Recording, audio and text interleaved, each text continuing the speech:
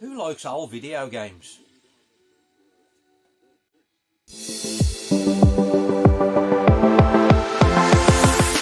Konnichiwa everybody, welcome back. Slightly different viewpoint.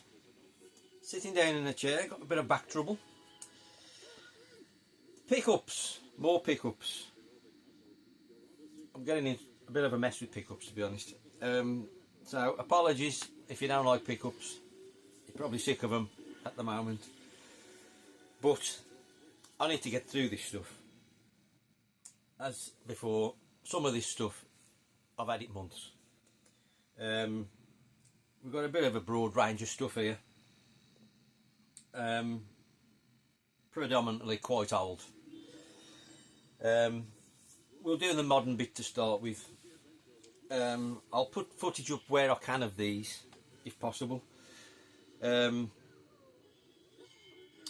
We've got Vios on the Vectrex running. Awesome game. We've also got Mappy, another awesome game on the Famicom. And then while the batteries last, we've got Food Fight and Dragon's Lair running. Right, pickups. I bought this because it was cheap. I've often seen this before. Thought it looks good because I like the sort of 1940s film noir style of it. But I've still not played it. I'm not sure I ever will because it's not really my kind of game. But I picked up LA Noir on the PS3. I think it was £1 or £2. Like I say, it looks brilliant from, you know, the setting of it. I love that kind of Hollywood era of, you know, life, if you like. Oh, I've still got the receipt in here actually. It was £1.50 from CEX in nice condition, complete. So I thought, even if I never try it, you know, it's there should I want to. I know it's like, well, I believe it's like Grand Theft Auto set in 1940s Hollywood, or LA I should say. So I might get round to it one day. Then we've got just a little bit of PS4. This one, knew nothing about it, just stumbled across it in CEX one day. I thought that looks interesting, and it's Pilot Sports. Used to love Pilot Wings on the Super Nintendo, and also on the 64. Less so, that, you know, the Super Nintendo is where it's at for me. And it's always staggered me, nobody's ever really tried to do it again. But that looked exactly what this is, and it kind of is really. Quite like it, what I've played of it. Haven't played a massive amount. It is a bit kind of low budget, I suppose. You could imagine it being a download game. It probably was, I imagine. But that said, if you like Pilot Wings, definitely one to check out. And it wasn't that expensive. I think it was 8 or 10 quid. But CX don't have many in stock, or that, at least I didn't when I bought that. But if you like Pilot Wings, I'd thoroughly recommend trying that. Then we've got, these have been out a while I know, but I don't buy new games really. But there was something about these that kind of appealed to me, and I thought I'd quite like to try them. And I wasn't sure which one to get, so I ended up getting both of the ones that sort of appealed to me. So the first one I got was Power Wash Simulator. You know, jet washing dirty shit. I mean, it's good for what it is, really. I found it a bit slow, and I got a bit bored, to be honest. So I think once I got over the initial, oh, this is quite cool, I found it a bit boring, and I haven't been back to it since. But it was interesting, and it is quite well done, I've got to say. It is quite well done. And then I also fancied Lawnmower Simulator, so I had to pick this up as well. And both of them had come down to, I think they were under 20, I can't remember what they were. Again, this was much like the same as the Power Wash for me. It was good to start with, and I found it a bit samey and a bit repetitive and a bit boring the more I played it. But again, it is really well done. I will at some point have another go on both. And then the last PS4 we've got Been looking for this one a while, and I finally found Street Fighter V Arcade Edition. Notoriously terrible when it was released, with no modes on it whatsoever. I haven't tried this yet, I don't think. I can't remember trying this if I did. I think there's a more enhanced version of this. I know Craig's told me I'm sure there's a better version than this, but nevertheless I found Street Fighter V Arcade Edition. I forget what the other one's called. I'll come across it one day. Right, I think we'll go. We've got a few more. Yeah, I've missed. Have I? No, that's it. We've got a few more Super Famicom upgrades. Because if you've been watching the previous pickups episodes, I'm trying to upgrade my cart onlys into like complete in-box examples. So I've managed to get a few more. First one being Street Fighter 2 Turbo. Lovely art on this one. It's a nice box, I think. For me, you can keep all your modern Street Fighters. If I had to pick one, it would be this one. This will always be my favourite Street Fighter game, I think. Street Fighter Turbo. It's a classic and always will be the best to me. Getting a bit confused, so I also picked up Super Street Fighter 2 Turbo, which again is great. You got the 4 extra characters, and I think this now I've got all 3 Street Fighter games complete in box for the Super Famicom. So you know I had to get the third one as well. Still nice artwork, but I don't think it's quite as good as Turbo. But great to have it all the same. And you know, another great Street Fighter game. And the last Super Famicom game in this pickups video that I've managed to upgrade, absolute classic. We've got Super Mario All-Stars. Tremendous collection of games, obviously upgraded versions of Mario 1, 2 and 3, and Super Mario, you know, the true Super Mario 2, not that garbage they put out of Super Mario 2. Can't stand that game myself, but each to their own. But yeah, I was really pleased to get this, and like I say, all 3 of these are upgrades, so I've been able to sell on my loose cart to offset the cost of these complete in box examples. So really chuffed to have ticked that one off and upgraded that one. Right, we now come on to the true retro part of the pickups. The hat being an indicator of what's to come. So if you don't like Atari, you might want to tune out any time around now, because I've been on quite a large Atari kick since getting the 2600 Plus, which was like before Christmas. It was November, was it? I think, maybe. I'm loving the Atari, I've got to say. I'm disappointed. It took me like 45 years to sort of get into it, because I think had I had one back in the day, knowing what I know now, I would have really enjoyed it. So I've gone a bit. I haven't really bought anything lately except 2600. So although I'm way behind on pickups, a lot of stuff. I've got quite a lot of 2600 to show. So I'm going to try and intersperse it with, you know, other stuff what I've bought like over the past few months. So it's not all like Atari, because I know a lot of people think Atari's shit, which fair enough. So the next few, I'll just intersperse the 2600 I've picked up more recently in with like the stuff I've picked up over the past few months, which I haven't got round to getting through yet, if that makes sense. So first one I've picked up. Now, I'm predominantly buying cart only for the 2600, but I wanted to buy a few boxed ones to have a nice little rainbow on the shelf, because much like sort of Famicom carts, I love the rainbow Atari cart sort of boxes. I think they look awesome. but you know, I've been thinning out the collection a lot over the past 2 years really, but I've now sort of decided that if I can't get it on display, it's not being kept in storage somewhere, so you know, it can go.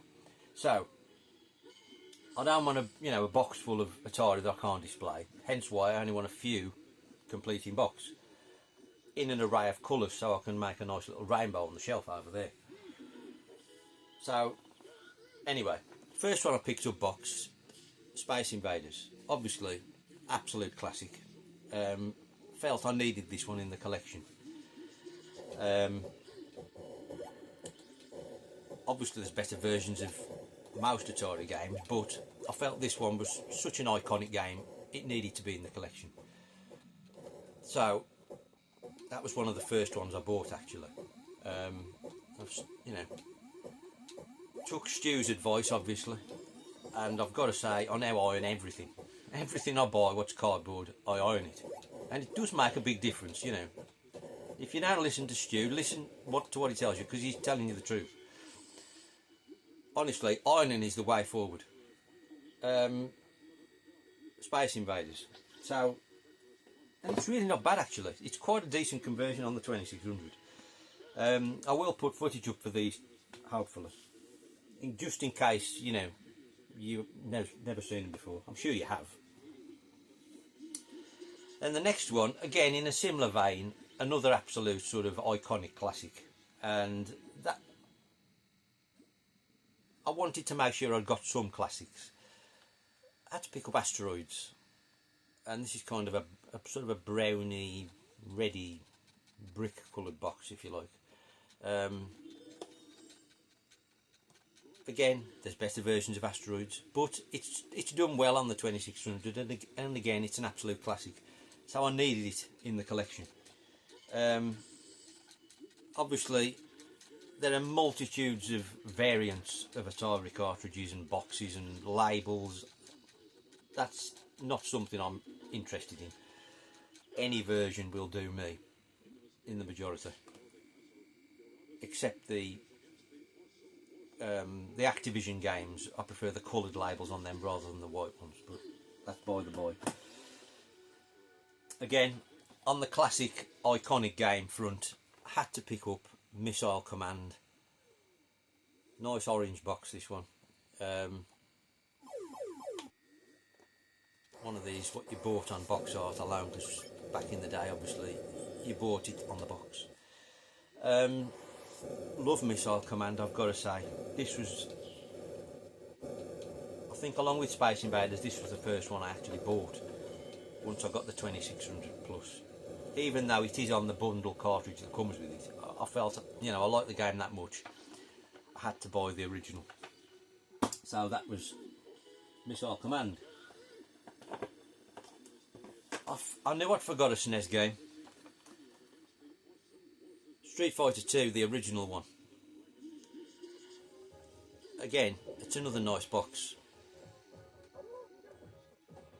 So chuffed to add that into the collection. It's a bit slow compared with Turbo. I think Turbo's so much better. But nevertheless, at the time, it was amazing. So chuffed to get all the Street Fighter 2s to complete that on the Super Famicom. I'm not buying Alpha 2. Right, back to the Atari, and another sort of subset, if you like, of the Parker games. Love the boxes. Even before I got the 2600 plus and people had started picking them up, I thought them are nice. I'd quite like a few of them. So again, that was something I wanted to sort of start buying once I got the plus, and I've picked up another one, and we've got Sky Skipper.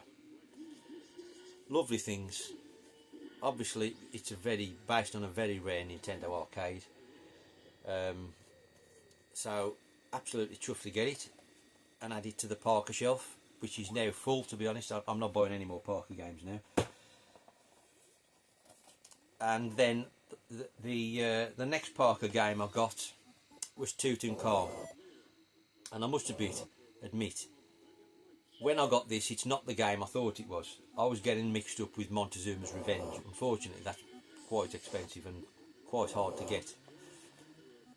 This isn't as good, but I do like the box actually, so chuffed to add that one into the Parker collection. And to finish off with, we've got a few cart onlys, which is, as I said, predominantly what I'm buying for the 2600. These were, yeah, some of these were from Hidden Chest. I had a trip over there some time ago. I'm sure you know about Hidden Chest, but go check it out. Great shop, Brierley Hill, West Midlands. Check out the website, it's on Instagram. I'll try and put a link in the description if I haven't already. And next weekend is the Black Country Games Fair at the Arena Archery Academy in Brierley Hill, run by Dana and Ant. It's only £2 to get in, early bird, free after 11 I think it is. I've got the flyer here. Get yourself down there. I don't know if the QR code will work, probably not. But yeah, free entry after 11. 3rd of March, Sunday the 3rd of March, get yourself down there. Great event, much more sociable than other events you can get round. Lots of local independent sellers.